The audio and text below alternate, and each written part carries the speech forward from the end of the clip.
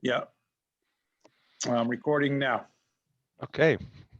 Well, welcome everybody. My name is Jack Drury. I'm the senior advisor to Adirondack Hamlets to Huts.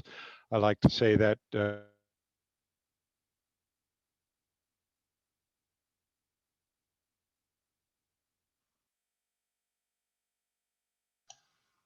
Jack, you muted yourself somehow in there.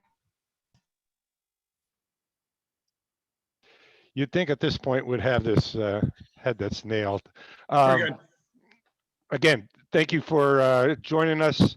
I hope I'm guessing you folks down in the Old Forge to Blue Mountain Lake corridor have as much or more snow than we are. It's pretty nice up here to have a traditional winter. We've been getting a couple inches every day, and we now have about 24 inches of snow in the woods as I've been going up there every day to start getting ready for maple season. But today, we're excited to share with you our first year of running routes, and we're starting routes down in the Old Forge to Blue Mountain, what we're calling the Old Forge to Blue Mountain Lake corridor. So today we want to give you an update on that and highlight some of the challenges and work that needs to be done, as well as opportunities for you folks and others as we get things up and running here. We hope to take no more than an hour and maybe a little bit more, depending on how many questions we get. Feel free to unmute your microphone as we go along and ask questions. But I'm going to let Joe start off and go over the routes that we are going to be in operation down your way this coming summer. Joe? Okay, thanks, Jack. Let me go up here.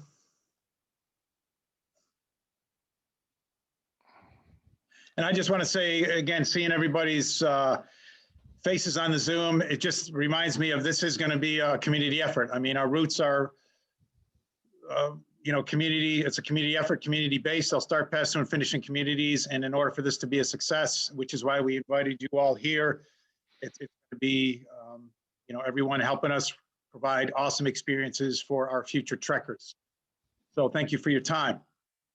So this first route, Old Forge Inlet Circuit, 3 days, 2 nights. And as you note, we're going to frame these as nights and then days.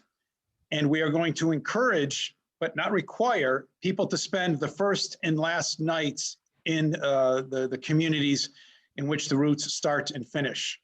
So in this case, folks would start in Old Forge, they would finish in Old Forge. It's 2 days, but 3 nights. People will be able to opt out of staying that first and last night in the community. For example, if people are driving up from Syracuse, they could drive up early in the morning and start their paddle trip that day. And then same when they finish that trip, they may choose to drive back to Syracuse after the 2 days. But, again, we're going to frame it in terms of nights and days and see how that goes as we encourage people to spend the first and last nights, more time, and frankly, more money in our Adirondack communities. So with this route, folks would start paddling in Old Forge. They would paddle through the first 4 lakes to Inlet. We will encourage them to maybe take a lunch break there at the 4th Lake picnic area at the south end of 4th Lake. But they would make their way to Inlet. And right now our affiliates are the Woods Inn and the Marina Motel in Inlet. And then the second day, they would have the option to either hike or bike back.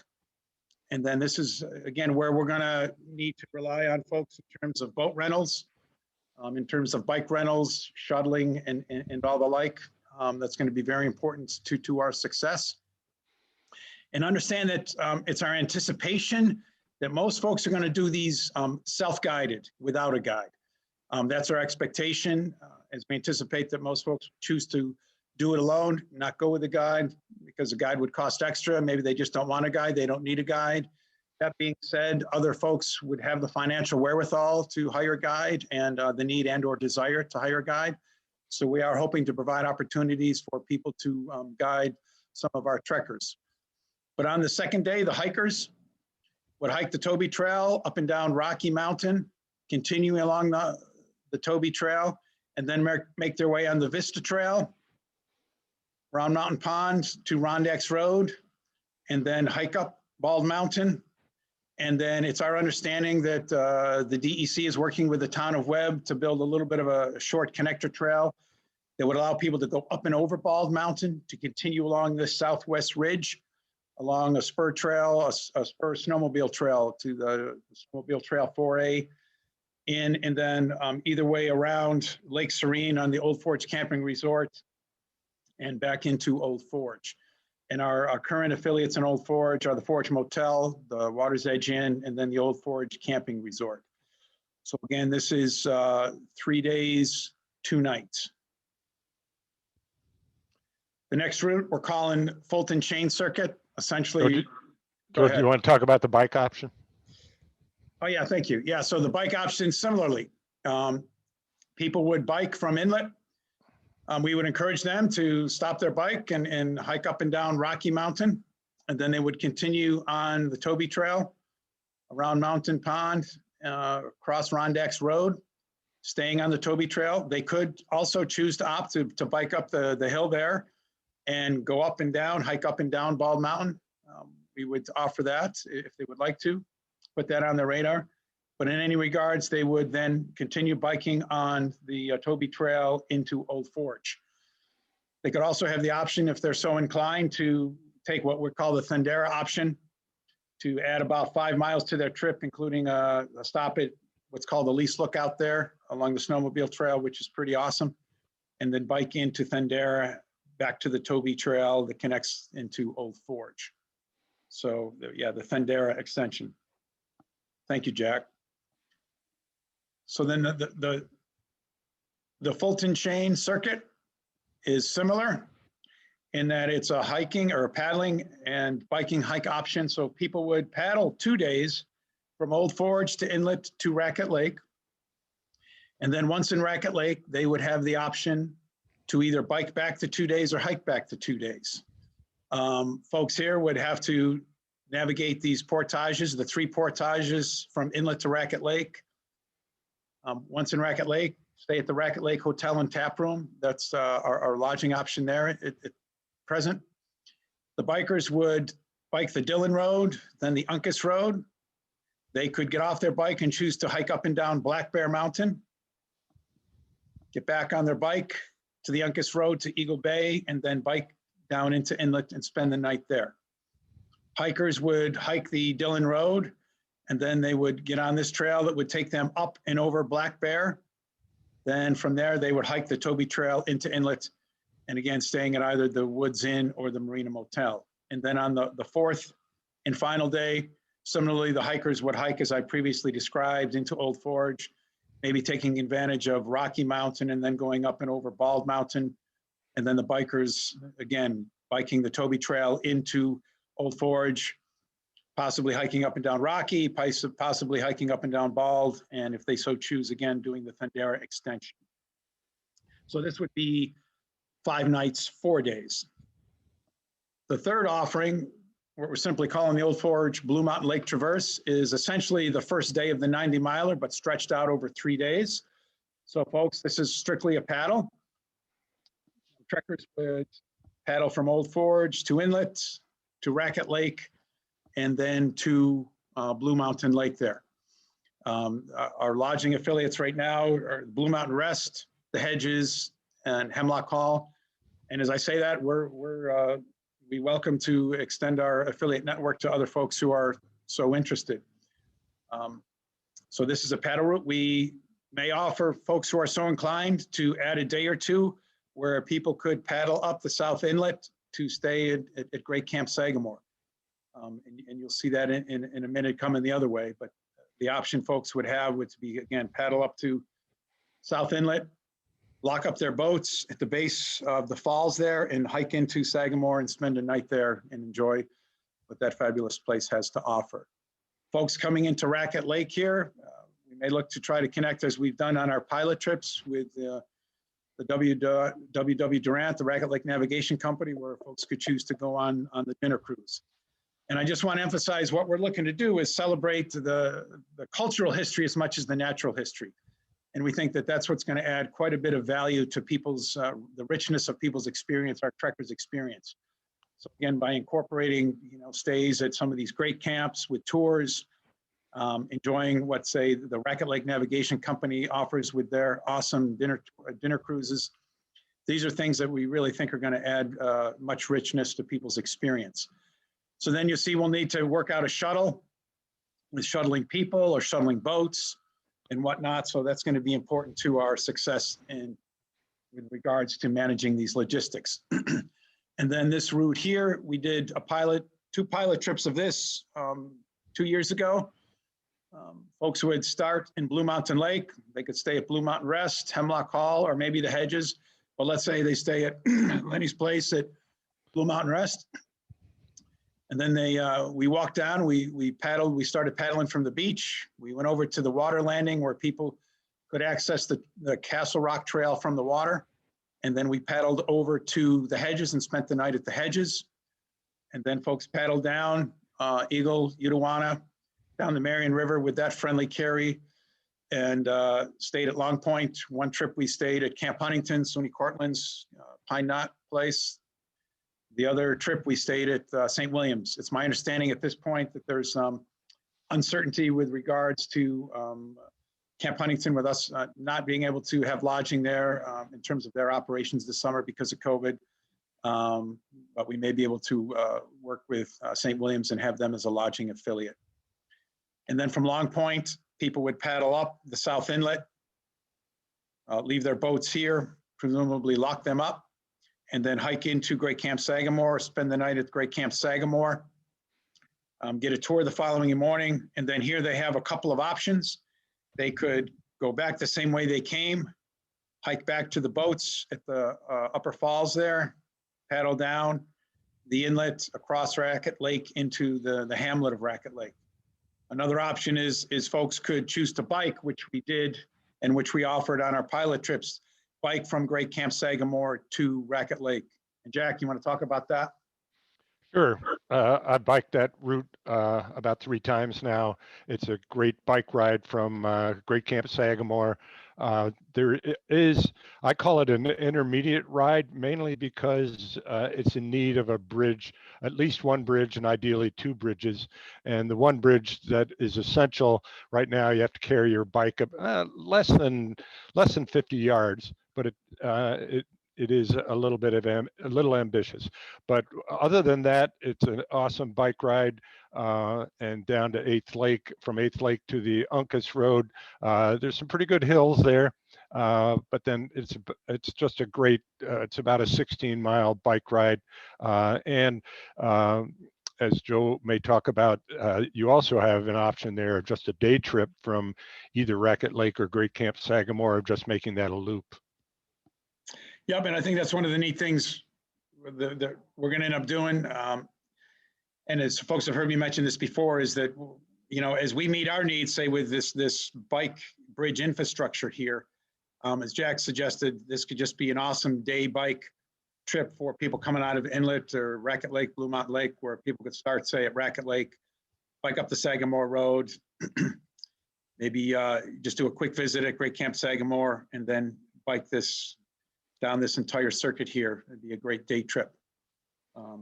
So yeah, that's an overview of the 4 trips we're starting. We certainly have trips conceptualized throughout the park, but this is where we're starting. We're looking forward to getting over towards Speculator, also hopefully this summer, Speculator, Pasico, and then possibly up north here around the Tri-Lakes region. We'll see, but this is where we're starting, and this is where we're really excited.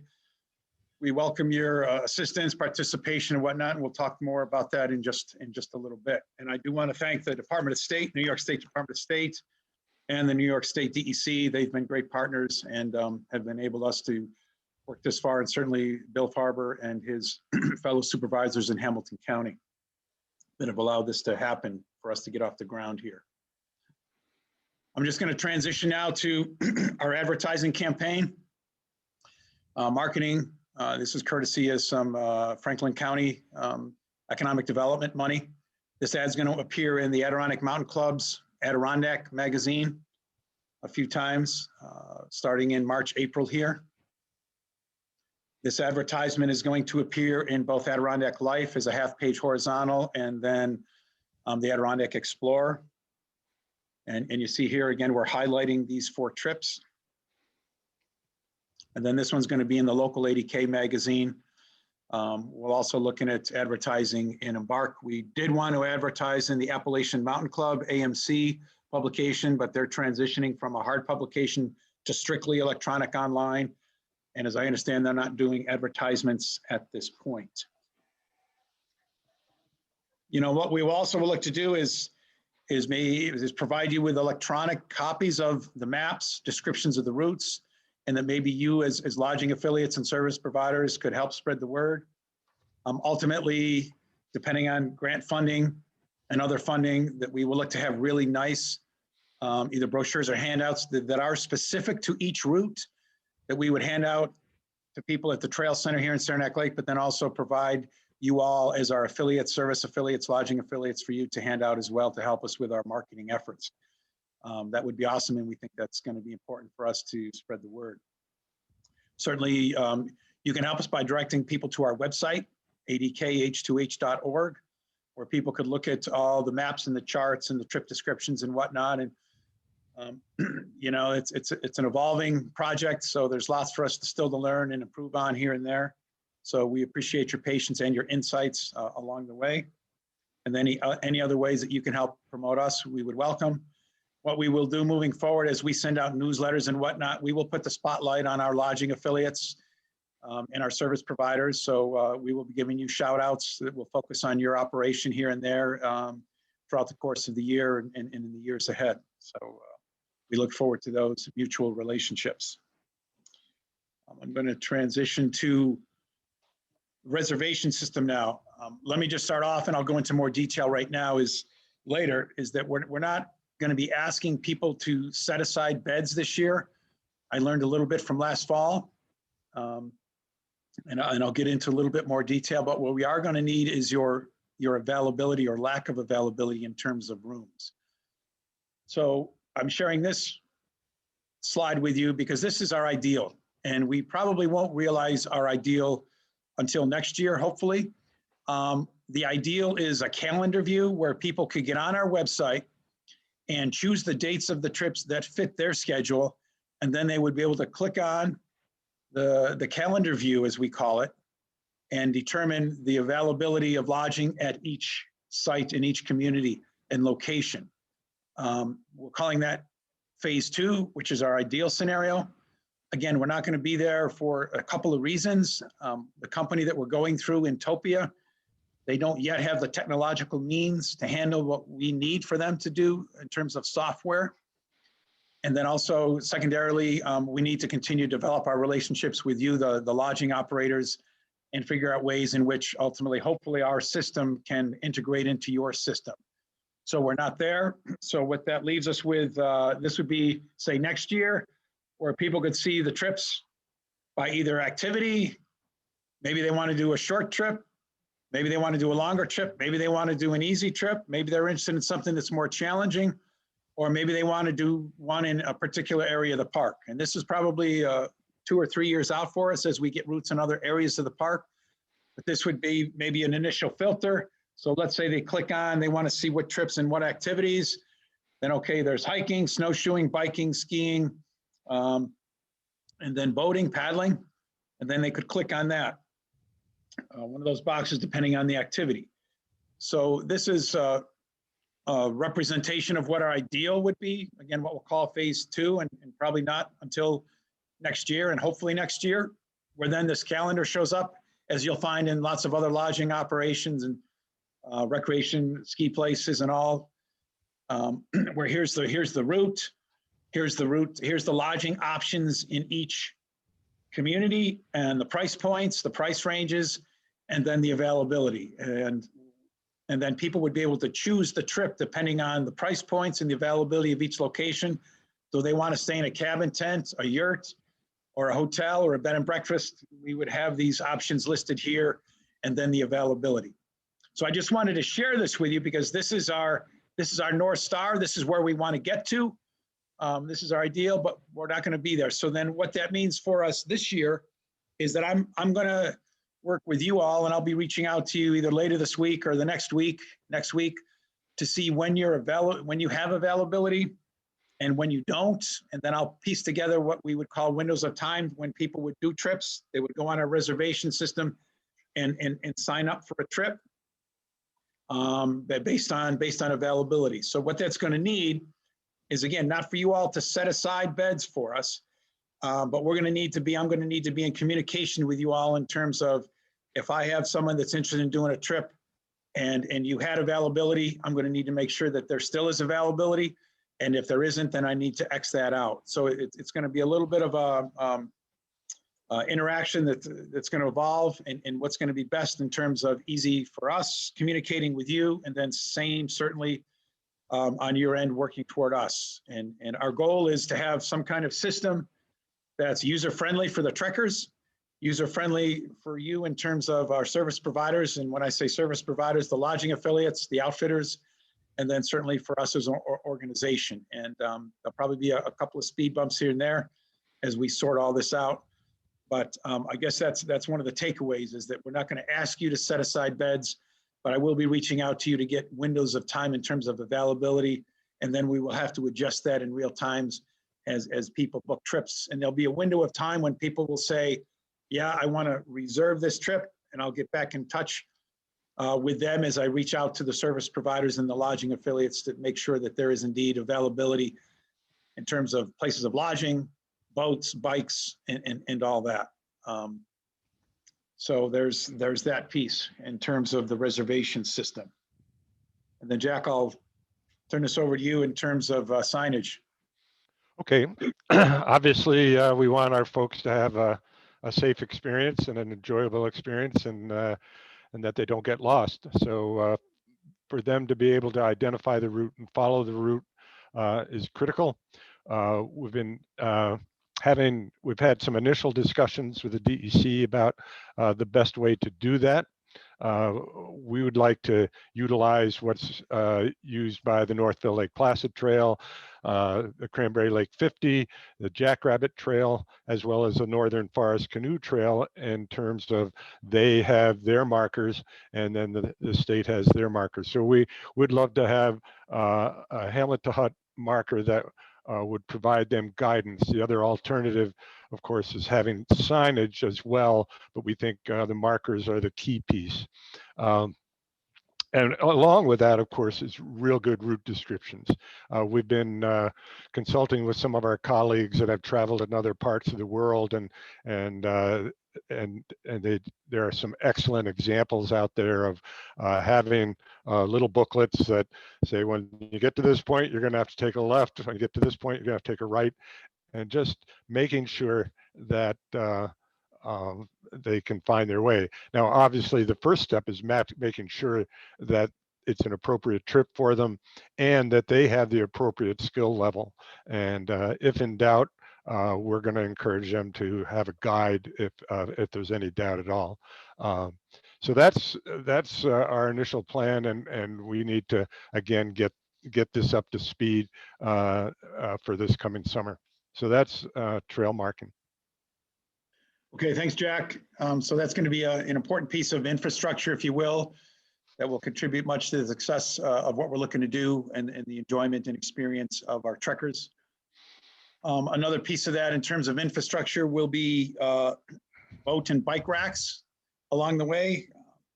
Had some good conversations with the folks at the Woods Inn, and they've been gracious and amenable to us having a boat rack on their property where, again, as you know, some of these boats are not cheap. This would be for both rental boats and for people's own personal boats, where they could say show up to inlet and lock their boat up for the night, presumably take their paddling and jacket gear into the room with them. Also going to have a need for bike racks, but we'll look to partner with the Northern Forest Canoe Trail folks and see what we can do there in terms of funding and building these and having these in locations. I've also reached out to the marina at Inlet, and the gentleman there seems amenable. Jim Dillon at Racket Lake Hotel and Tap Room seems amenable to us having a boat rack there. So these are going to just be important, simple pieces of infrastructure. And this emphasizes too, it's going to be the little things. As you know, you all are in the business, you know, the little things can make a big difference, both in terms of lodging and renting boats and all that stuff. You all are good at what you do, and we want to become good at what we do. And we're asking your help with that. And these details in terms of, well, where can I put my boat? Where can I put my bike up? Those are going to be important things. And I'll be reaching out to you and seeing the degree to which you can help us provide these important elements of infrastructure along the way. So yeah, I'll be in touch with you about those items. And in terms of rentals, yeah, I mean, we'll look to partner. We've worked with Connie Perry there, Frisky Otters and Inlet. But we'll, yeah, certainly want to work with the other outfitters along the corridor, Mountain Man, Tickners. And, you know, I'll reach out and talk with you in terms of trying to simplify the process in terms of the types of the boats, you know, lightweight Kevlar C2s, solo kayaks, solo canoes. And then we'll work out the pricing to try to make it as simple for you all, simple for us, and then simple for our trekkers. And what that looks like, I'm not quite sure yet, but I'll be reaching out to you, and definitely want to, you know, we will need you and want to spread the wealth out and all that. In addition to then certainly the rentals, a key piece of what we're looking to do will be the shuttling. And we'll be reaching out to you there. And Jack, if you want to touch base on some of our shuttling considerations. Sure. Shuttling is a key piece. As you can imagine, we have the shuttling of people, we have the shuttling of people's cars, shuttling of luggage, shuttling of equipment like canoes and bicycles and that kind of thing. And so we'll be reaching out to both the outfitters and the lodging owners to see if that's something you want to provide. We're going to be building a fee for this into the overall fee for this. It's also a great opportunity for part-time employment for some folks as well. So if you're interested, we'll be reaching out, like I said, to the lodging owners and the outfitters in particular. But if you know of folks that might be interested in providing this service, this will be great because it's an essential piece. Okay, thanks, Jack. And then COVID. You know, well, I think, go ahead, Bruce. Or go ahead, Joe. Yeah. So these trips that we're going to arrange in terms of providing windows of opportunity and time, understand that you know that there may be a certain number of rooms that we will target. Let's say 5 rooms, could be 10 people. We're looking at trips running from late June through Columbus Day weekend. The 2 routes that go through the Toby Trail, they'll only be able to run through the 2nd week of September because the Toby Trail closes due to hunting leases. So those 2 trips will stop running early mid-September. But the other ones, again, through maybe Columbus Day weekend, depending on availability with our lodging affiliates. But the notion is that we anticipate most of these folks will do it self-guided, without a guide, and it could be a couple, could be a group of 4, could be let's say so there's 5 beds in one place. Those 5 beds could accommodate maybe 10 people, but those 10 people will be traveling presumably independently. There could be a family of 4 and a family of 6. There could be 5 couples, but those folks, they may travel the same route and be according to the same trip, if you will, in terms of time frame. But that doesn't mean that they're going to be traveling together. So I just wanted to make that clear. Again, it could be 5 couples. 1 couple would leave Old Forge at 8 o'clock, another at 8:30, 9 o'clock, 10 o'clock. They'll all be traveling independently, unless, of course, they're part of a larger group. So we'll see how that flushes out. But in terms of COVID, we're presuming that people will be traveling with people that they've already been in the bubble with, if you will, and that if as they mix, so to speak, with other trekkers and travelers, that they will, do things accordingly in terms of social distance, masking, and all that. And what are the lodging affiliates and the service providers? Obviously, they'll need to follow your needs as well and your requirements and all that. So, Jack, if you want to add to that. Well, just the people will be traveling independently. Traveling outdoors, I think, is one of the safer things that you can do at this point. They're not going to be sharing rooms, And obviously dining will be based on New York State regulations there. So, and we certainly wouldn't encourage strangers to be dining together. So I think we feel like this is a pretty safe form of recreation. Okay. Yeah, thank you, Jack. And then just to actually to wrap up, emphasize again in terms of lodging, we would like to be ready to go in terms of our reservation system by March 1st. That's our goal. So I'll be reaching out to the lodging affiliates to see when you have availability, and then I will look to put together trips, throughout the course of the season. Look to have a lot of them during the week. Some may overlap onto the weekends, and I know you have minimums and things like that for us to navigate and consider and all, which we will do. Yeah, I'll be reaching out to you here in the next week and a half, 2 weeks to set these windows of time, these trips up, if you will.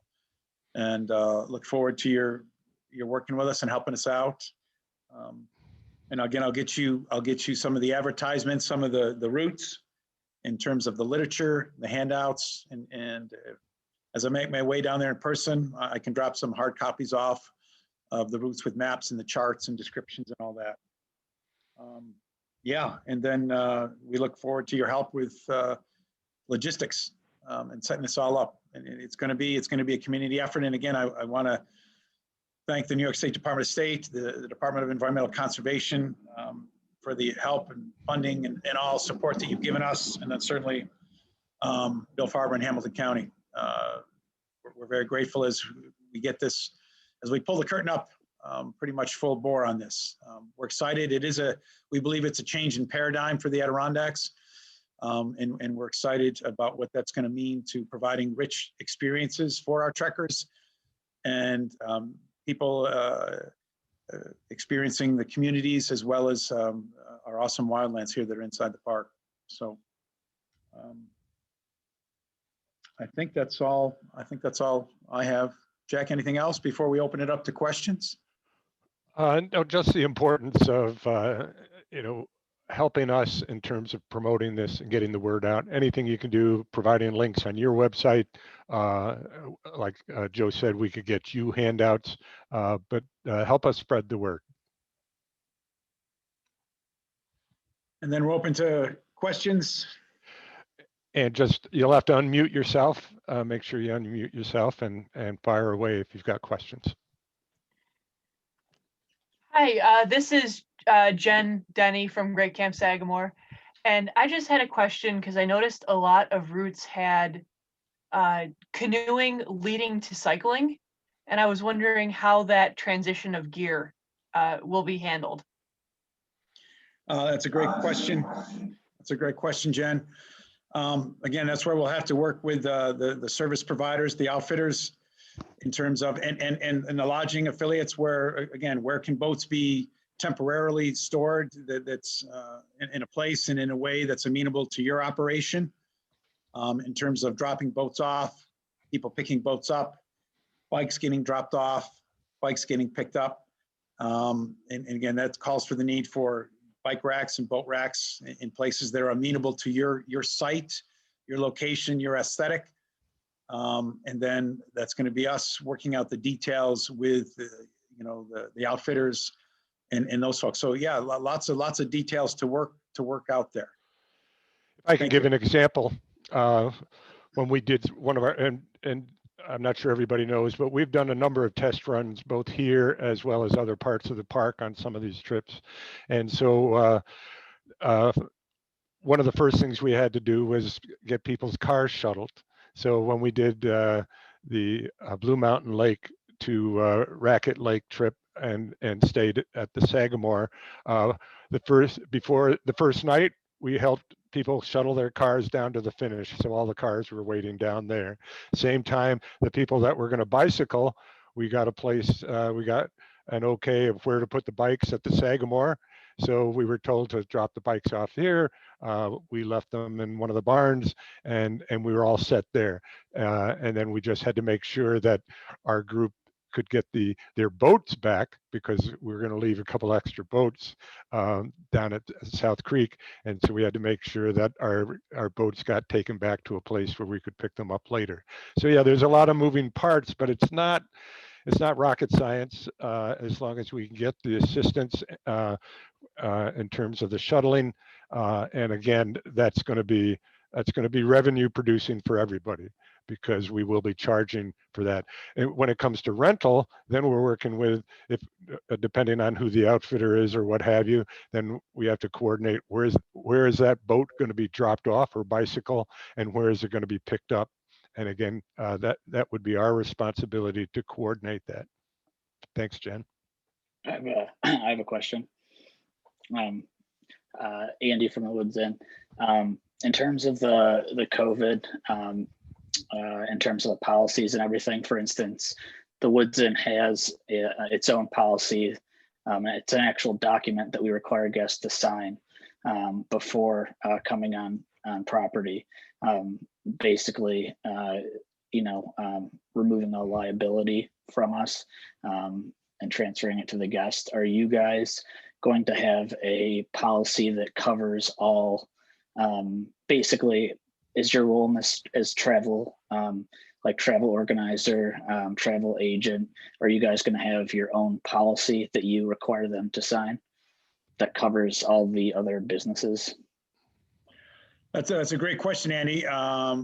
Yeah, that's something for us to look into in terms of, so you mentioned, yes, that the Woods Inn has its own policy. Let me look into that. Okay.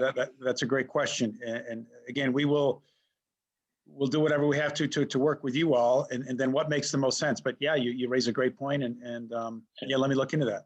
Thank you.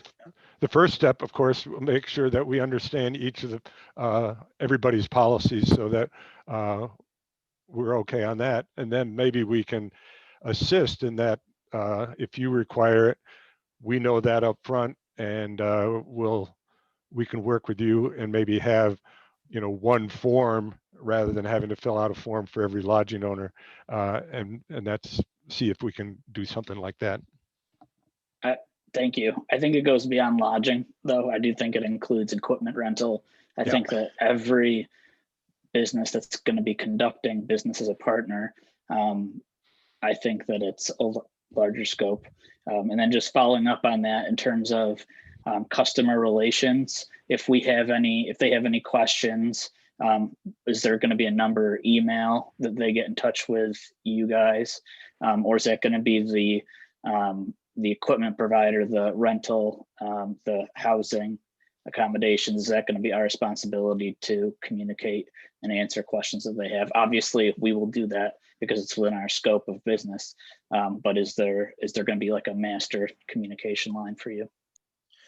Yes, Andy, that's a great question. And in terms of payment and everything, the payment would all go toward Hamlets to Huts, and then we would like to be the main source of communication that would come through Hamlets to Huts, so that if they got a question about anything, by and large, they're calling me, they're calling Hamlets to Huts, and not you all, so that you're not fielding a ton of calls, that we're managing those calls, most of them. And then maybe, I'm reaching out to you, Andy, if I got a question about something specific to the Woods Inn. That's our intent, is for us to be the go-between, if you will, in the point of contact. That's a good question. And we've had discussions too, for example, the shuttle driver drops the luggage off at the wrong lodging, and how do we get that tracked down? And that one, maybe rather than call us in Saranac Lake, maybe there'll be okay, in that one, maybe there'll be a different person to contact, because but again, we haven't worked out that, but those are issues that we have in discussion to anticipate, because we know they're going to happen. Thanks, guys. I didn't mean to put you on the spot, but it's just literally what's on top of my head with everything, what we're seeing right now. Good questions. Yeah. No, it is a good question, Andy. And it's, some of these things in some ways we're going to try to anticipate as much as we can. and manage it as best we can. And we're going to ask your patience because we're going to come across things that maybe we didn't anticipate and that we're going to have to problem solve on the spot to the best degree that we can. So no, those are all good questions. Thank you. Thank you.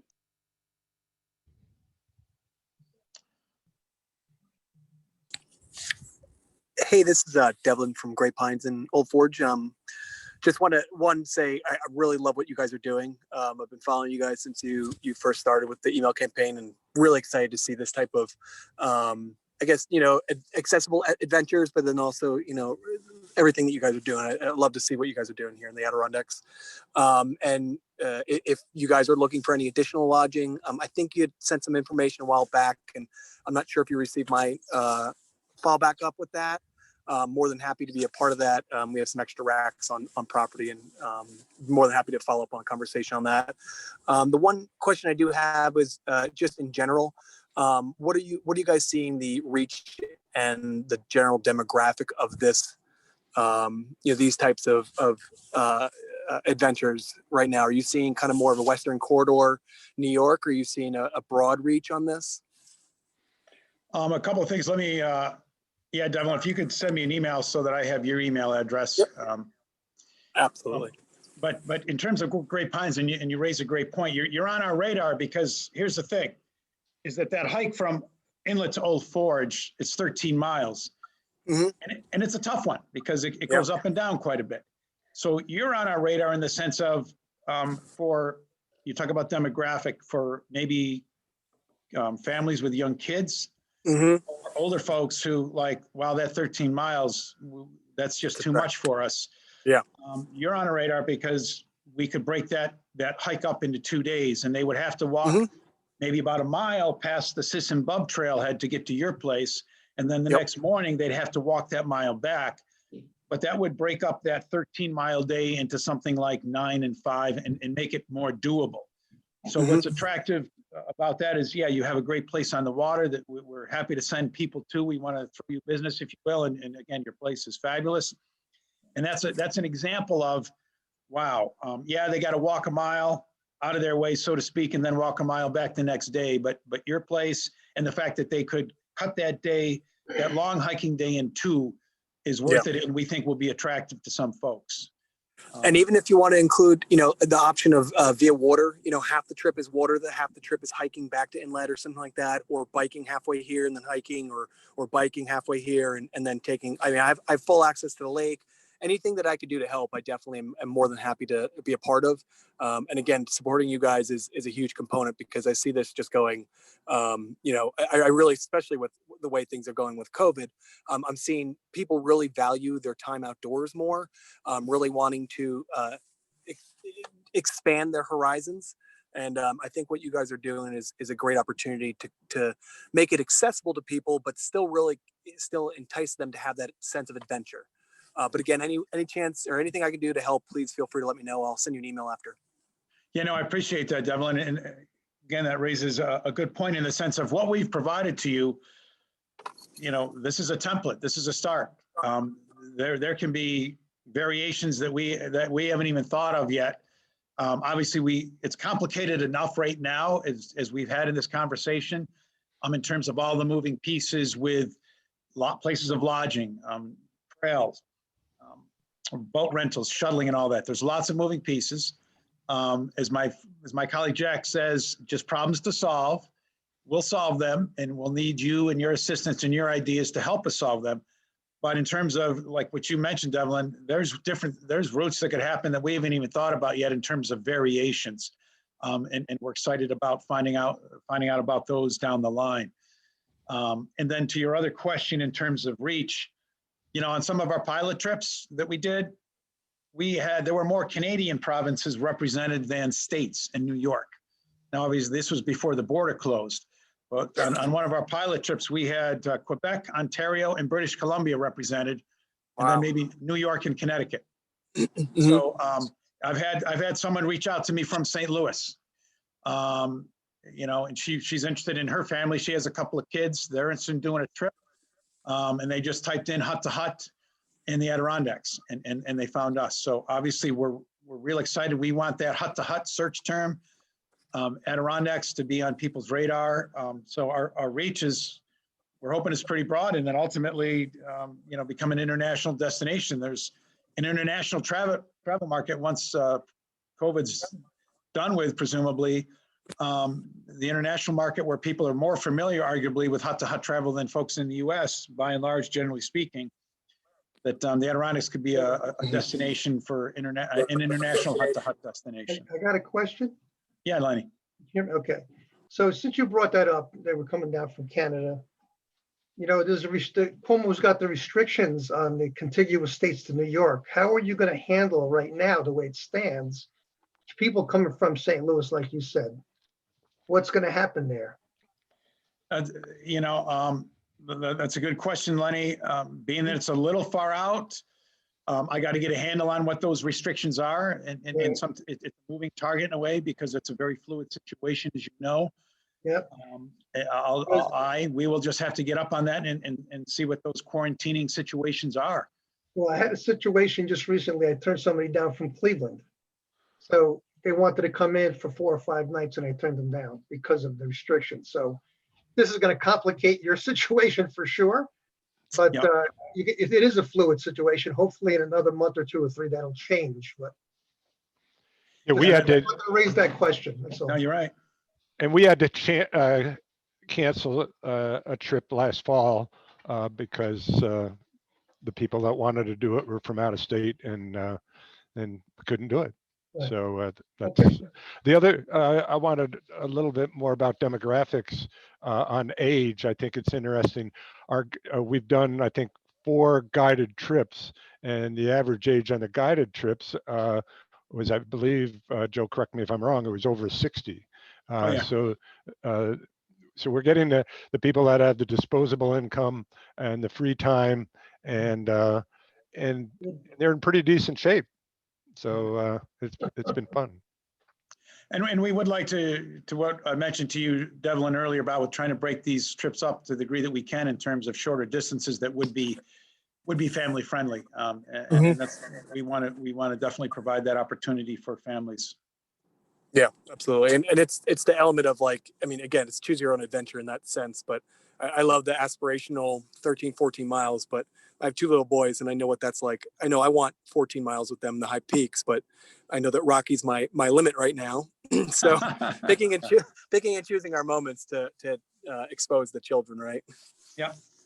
No, aspirational indeed, but yeah, we aspire to have more family friendly routes so that, you know, Hamlets to Huts can contribute to families getting out and sharing the woods and the waters with their young ones.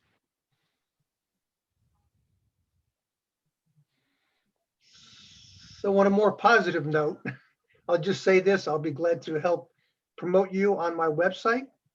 And I want to hear more about the shuttling, the logistics of that. I'll see if I can assist you there.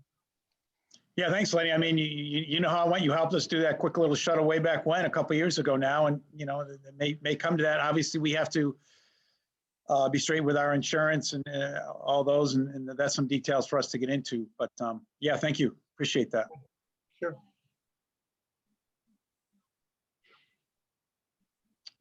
Anything else? Hey, go ahead, Dwayne. Can you hear me? Yes. Yeah, I just, I don't think you've mentioned anything about meals, and I'm wondering if all of anyone who's going to be a lodging affiliate also has to be able to provide not only a dinner and a breakfast, but a packed lunch. And the other question I'll just mention quickly was just a thought about drying rooms. Some of the lodging facilities might need to think about drying rooms, which many of the places, even some bed and breakfast places, who probably didn't have one at one time, but because they're on a hiking route, this kind of route, they have a drying room for boots. And boots is a big thing, because in the summer, you don't want to put a heater on in the room you're staying in just to dry your boots out. So Yep. Yeah, so those, I just thought of those two things, the meals and the drying Yep. rooms. No, thanks, Dwayne. I think along this corridor here, there'd be places for people to eat in terms of restaurants, lunch, or excuse me, breakfast and dinner. There's places that will be able to provide trail lunches. You got Khalil's in Inlet, for example. You got Diorio's in Old Forge. There's a number of places that provide good trail lunches. Sagamore's hooked us up with trail lunches. The Hedges has done that. I mean, you raise a good point. Down the line, as we expand, there could be hostel type places where people could have access to kitchens where they would, bring their own food and cook their own food. But they're again, the Woods Inn, the eateries there in Inlet, Old Forge. But you're right, trail lunches are the piece, and I think we have that covered. But there may be a couple of days, and we'll have to be clear on this, where you get to Racket Lake, they may not be able to get a trail lunch, and then they would have to have the food already packed in their supplies. And then in terms of drying rooms, yep, good point as well. And that's something for us to work on with each lodging affiliate. Thank you. All right. Yeah, thanks.